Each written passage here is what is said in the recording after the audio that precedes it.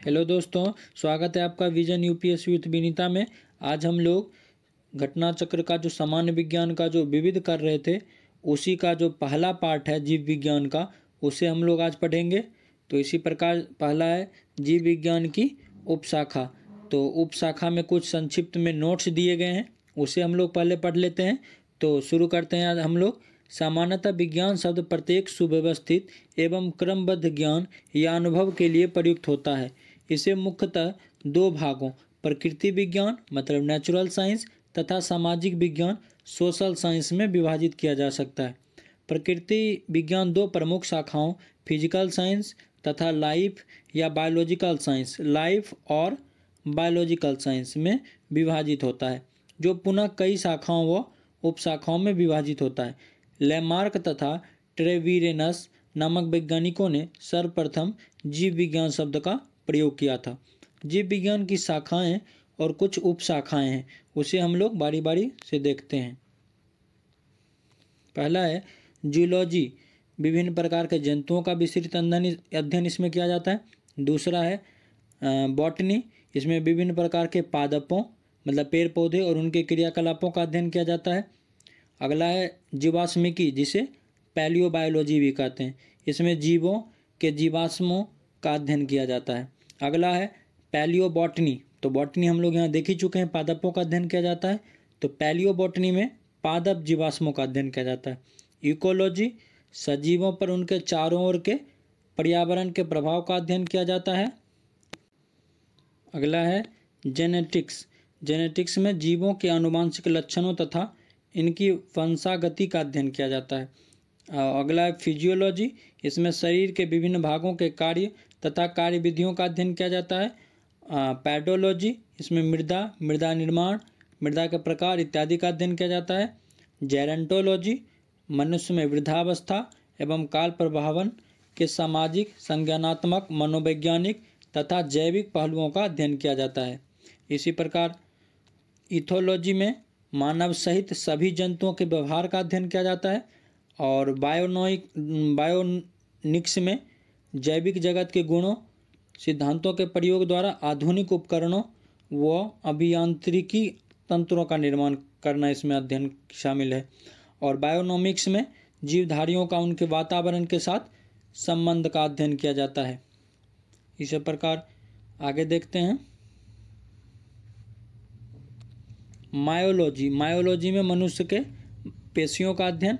Mammalogy में स्तनधारी जंतुओं का अध्ययन।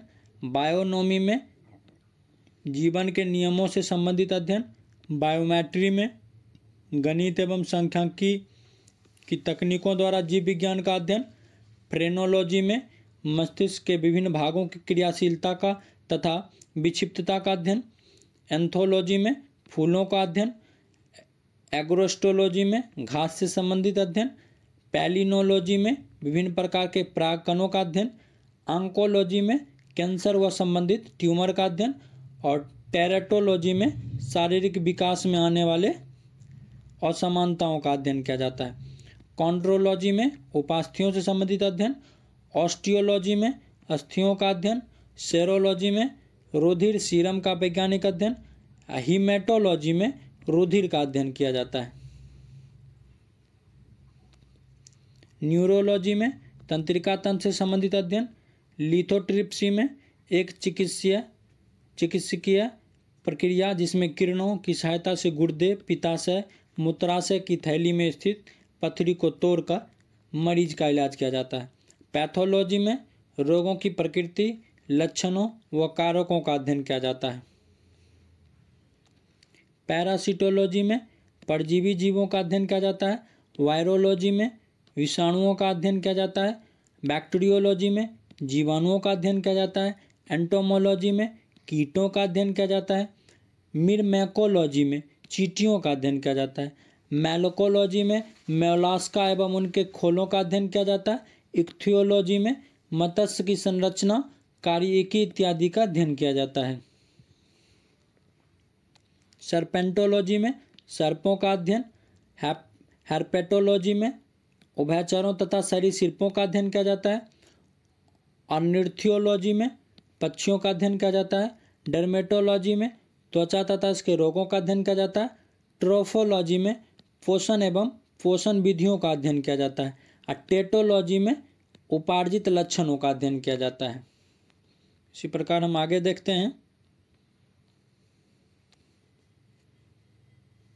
यहाँ पर कुछ प्रमुख शब्दावलियाँ एवं उससे संबंधित उत्पाद के बारे में बताया गया है।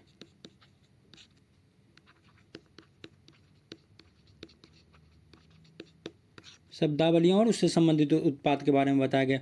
तो पहला है एपीकल्चर। एपीकल्चर में व्यापारिक स्तर पर शहद उत्पादन तथा फसलों में परागण हेतु मधुमक्खी पालन को। एवीकल्चर पक्षी पालन। एक्वाकल्चर जलीय जीवों का संवर्धन। एल्गा कल्चर एक्वाकल्चर का एक प्रकार है जिसके अंतर्गत शैवालों की कृषि की जाती है। पीसीकल्चर मत्स्य पालन। एग्रीकल्चर फसल संवर्धन पशुपालन तथा कृषि से संबंधित विज्ञान। सेरीकल्चर कच्चे रेशम के उत्पादन हेतु रेशम कीट का पालन। सिल्वीकल्चर वन संवर्धन। स्पंजिकल्चर स्पंज संवर्धन। फ्लोरिकल्चर फूलों की खेती या पुष्प कृषि। ओलेरीकल्चर सब्जियों की कृषि। अर्बोरिकल्चर वृक्षों तथा झाड़ियों की कृषि। हॉर्टिकल्चर फूलों फलों सब्जियों व मसालों की खेती। पोमोलॉजी फलों की कृषि। एग्रोनॉमी फसलों की खेती। वर्मीकल्चर कृषि उत्पादन में वृद्धि हेतु केंचुआ का पालन। ऑस्ट्रीकल्चर व्यापार हेतु सीपों में कृत्रिम प्रजनन। ओलीकल्चर जैतून का उत्पादन संरक्षण तथा व्यापार। हेलीकल्चर घोंघे का संवर्धन। विटीकल्चर अंगूर उत्पादन। मेरीकल्चर मानव उपभोग हेतु समुद्री जीवों जंतु व वनस्पति का संवर्धन। और मोरीकल्चर शहतूत की खेती। इसमें आप कंफ्यूज नहीं होगा, यह है मेरी कल्चर और यह है मोरी कल्चर।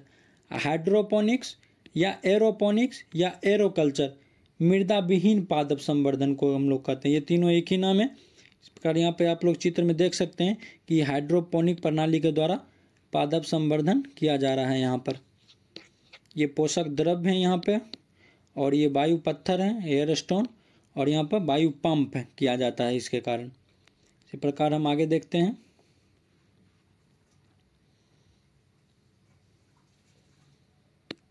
यहाँ पे दिया गया है सिट्रीकल्चर।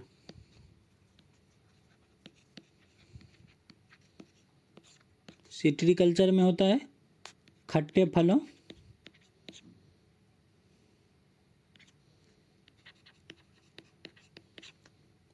व फल उत्पादों का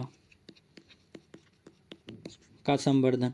और वेजिकल्चर में होता है वेजिटेबल बोलते भी हम लोग सब्जियों एवं पौधों की कृषि, मुख्यतः जड़ वाली फसलों की कृषि जिनमें कायिक प्रवर्धन होता है। तो इसी प्रकार हम लोग अब क्वेश्चन की तरफ बढ़ते हैं।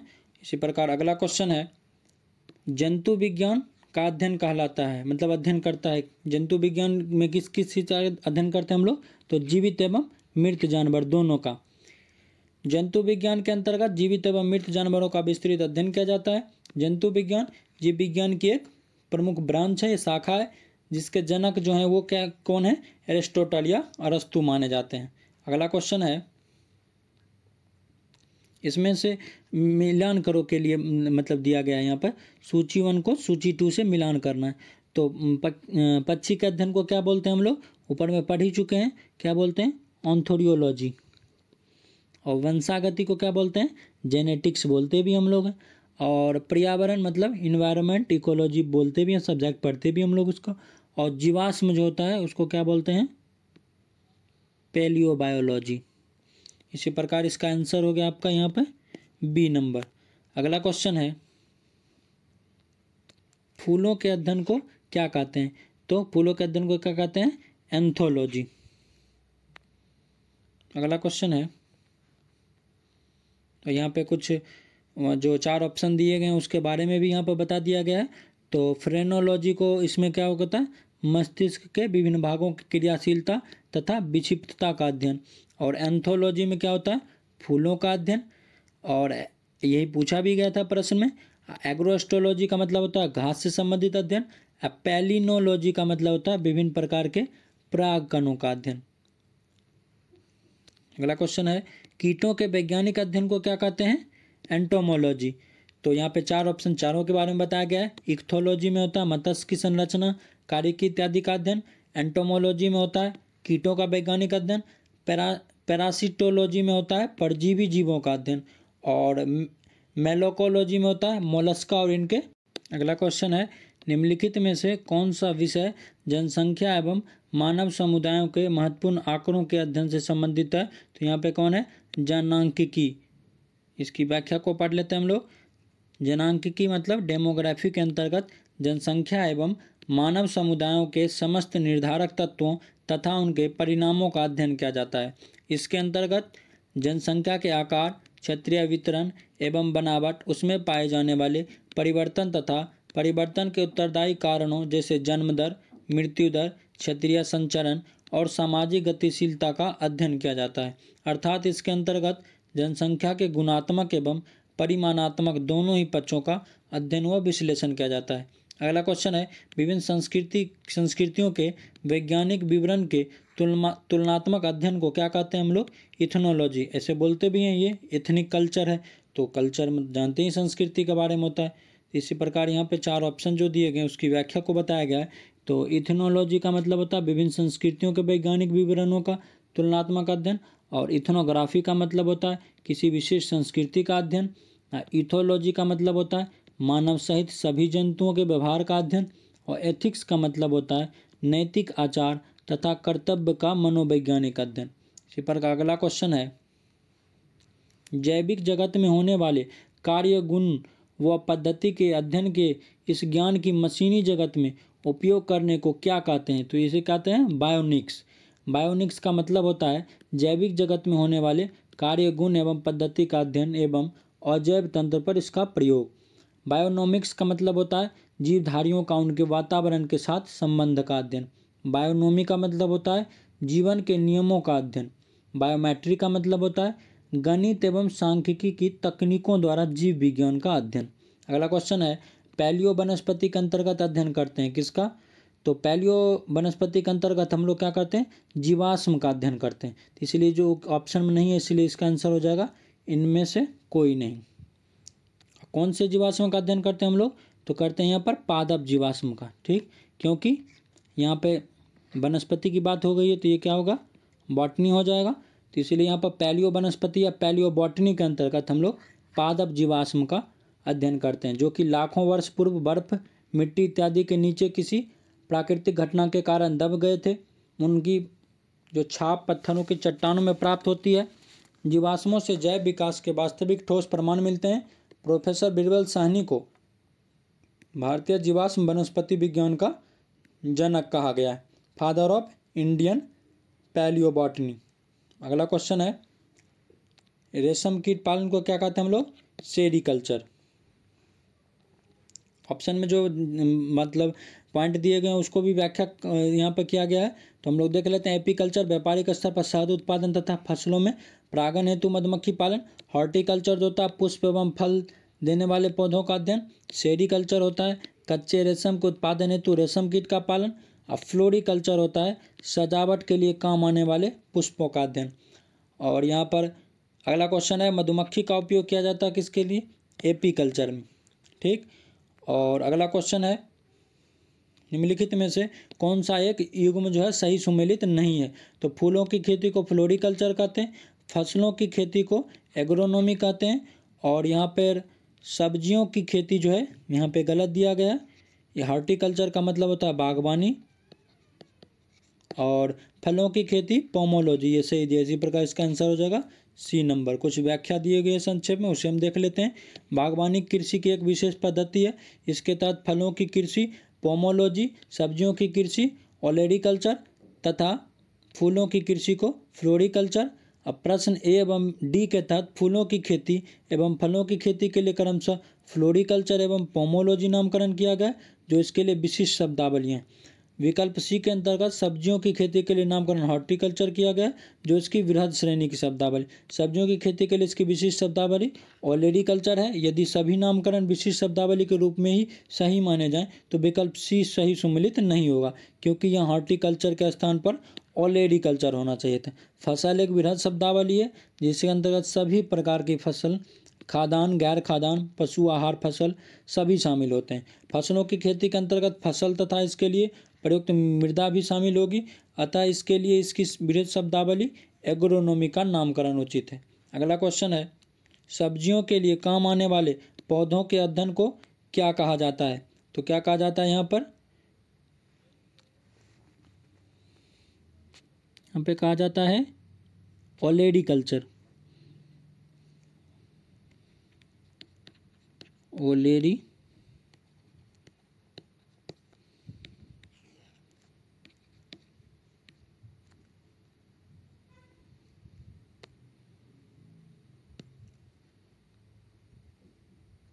यहाँ पे हम लोग देखते हैं डी नंबर ऑप्शन में क्या लिखा है, ऑलरेडी कल्चर।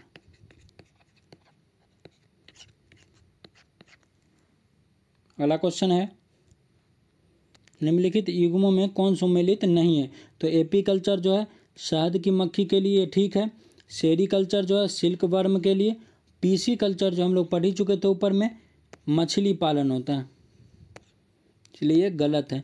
हॉर्टिकल्चर फूल के लिए ठीक है, तो यहाँ इस पर इसका सी आंसर हो जाएगा। निम्नलिखित में से कौन सी जोड़ी सम्मिलित है?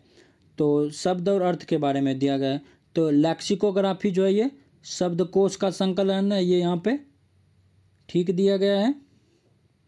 और 3 ऑप्शन और दिए गए हैं यहाँ पर, तो देखते हैं फिलोलॉजी। फिलोलॉजी डाक टिकट का अध्ययन नहीं होता है, यहाँ पे क्या होता है, भाषा की संरचना एवं विकास एवं इतिहास का अध्ययन होता है। एंटोमोलॉजी का मतलब होता है कीटों का अध्ययन होता है, और ये उसको उल्टा दिया गया है। और आइकोनोग्राफी का मतलब होता है प्रतिमाओं या मतलब चित्रकला, ये इन सब चीज़ों का अध्ययन किया जाता है, इसलिए यहाँ पे इसका आंसर हो जाएगा एक, सिर्फ ए नंबर यहाँ पर सही है लेक्सिकोग्राफी का। अगला क्वेश्चन है, हम लोग ऊपर में ही पढ़ चुके हैं, लेक्सिकोग्राफी का संबंध किससे है? शब्दकोश के संयोजन से। अगला क्वेश्चन है, विटीकल्चर के द्वारा निम्नलिखित में से कौन एक उत्पादित होता है? तो अंगूर उत्पादित होता है विटीकल्चर के द्वारा। और अगला क्वेश्चन है, कीट संवर्धन क्या है? तो ये कीटों की वृद्धि करने का विज्ञान को हम लोग क्या बोलते हैं? कीट संवर्धन। कीट संवर्धन कीटों की वृद्धि करने का एक विज्ञान है। केंचुआ को कृषकों का मित्र एवं भूमि की आंत कहा जाता है। केंचुआ खाद या वर्मी कंपोस्ट पोषक पदार्थों से भरपूर एक उत्तम जैव उर्वरक है। अगला क्वेश्चन है, वर्मी कल्चर में प्रयुक्त वर्म होता है, तो क्या होता है ये? अर्थवर्म। वर्मी कंपोस्ट को वर्मी कल्चर या केंचुआ पालन भी कहते हैं। केंचुओं को के मल से तैयार खाद को ही हम लोग क्या कहते हैं? Vermi compost. अगला क्वेश्चन है, जेनेटिक्स निम्न में से किसका अध्ययन है? तो ये आनुवंशिकता और विचरण का अध्ययन होता है। जेनेटिक्स या आनुवंशिकी जीव विज्ञान की वह शाखा है जिसके अंतर्गत जीवधारियों के आनुवंशिक लक्षणों तथा इनकी वंशागति व विचरण का अध्ययन किया जाता है। अगला क्वेश्चन है, जेरेंटोलॉजी निम्नलिखित में से किसके अध्ययन से संबंधित है? तो ऊपर में ही हम लोग पढ़ चुके थे वृद्ध का अध्ययन। जेरेंटोलॉजी जीव विज्ञान की एक उपशाखा है जिसका संबंध वृद्ध व्यक्तियों से है। वृद्धावस्था में मांसपेशियां शिथिल हो जाती है तथा शरीर के अंग भी युवावस्था की तरह कार्य नहीं कर पाते हैं। आज के वैज्ञानिकों इस बात का पता लगाने का प्रयत्न कर रहे हैं कि मनुष्य में बुढ़ापा या जीर्णता लाने के लिए शरीर में कौन कौन से क्रियात्मक परिवर्तन उत्तरदायी हैं। अगला क्वेश्चन है, वृद्धावस्था एवं काल प्रभावन के विषय में ज्ञान प्राप्त करने की विधा को क्या कहते हैं? तो यहाँ पे कहते हैं क्या? जेरेंटोलॉजी। जेरेंटोलॉजी वृद्धावस्था एवं काल प्रभावन के सामाजिक, मनोवैज्ञानिक तथा जैविक पहलुओं के अध्ययन की विधा है। ऑन्कोलॉजी चिकित्सा विज्ञान की वह शाखा है जिसके अंतर्गत कैंसर से संबंधित ट्यूमर का अध्ययन किया जाता है। टेरेटोलॉजी शारीरिक विकास में आने वाली असमानताओं का अध्ययन है। ऑन्थोरियोलॉजी जंतु विज्ञान की वह शाखा है जिसके तहत पक्षियों का अध्ययन किया जाता है। अगला क्वेश्चन है, जीर्ण वृद्ध होने की प्रक्रिया के अध्ययन को क्या कहते हैं? जेरेंटोलॉजी। पैडोलॉजी निम्न वैज्ञानिक अध्ययन से संबंधित है, तो पैडोलॉजी मिट्टी का। पैडोलॉजी के अंतर्गत मृदा या मिट्टी के निर्माण मतलब फॉर्मेशन ऑफ सॉइल, मृदा के प्रकार इत्यादि का अध्ययन करते हैं। मृदा एक भौतिक घटक फिजिकल फैक्टर जिससे हरे पौधे कच्चे पदार्थ के रूप में जल एवं खनिज लवण प्राप्त करते हैं। मिट्टी भौतिक चट्टान के वैदिक से निर्मित होती है, मतलब अक्षय से निर्मित होती है। अगला क्वेश्चन है, अस्थियों का अध्ययन विज्ञान के किस शाखा के अंतर्गत किया जाता है? तो ये किया जाता है ऑस्टियोलॉजी। ऑस्टियोलॉजी अस्थियों या हड्डियों का अध्ययन होता है। ओरोलॉजी पर्वतों का अध्ययन होता है। सेरोलॉजी रुधिर सीरम का वैज्ञानिक अध्ययन होता है। जियोलॉजी पृथ्वी की आंतरिक संरचना तथा उसमें पाए जाने वाले पदार्थों का अध्ययन होता है। अगला क्वेश्चन देखते हैं हम लोग,